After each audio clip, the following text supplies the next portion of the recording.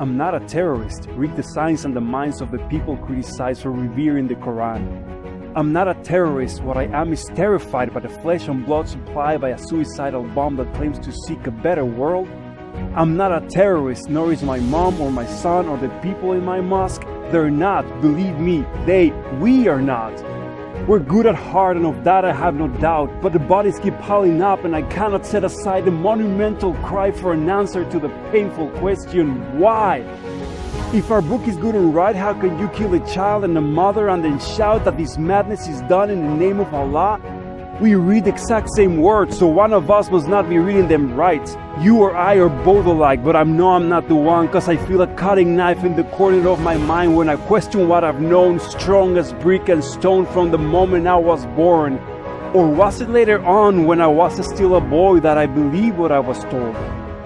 I love my father and my mother. They would never try to trick me, so when they told me trust the Prophet, I know that they were honest, just as I am honest now.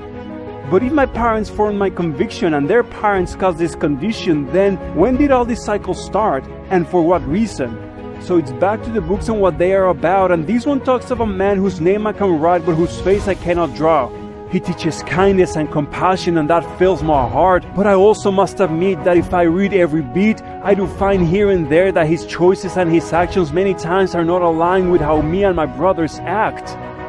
He had a 9-year-old wife when he was 55, killed all men in a town, whether soldier or not, took their children for labor and their woman to bed, used fire on a man to make him confess where he kept his gold. And when you run across, the Quran writes, those who believe not in your God Allah, strike their necks until you have killed many of them by your hand. And I want with all my heart to find a context in which that which seems barbaric is true and kind. But the truth falls heavy on my bones, heavier than my bricks and stones, and it breaks me in half to realize that maybe you're the one who read it right.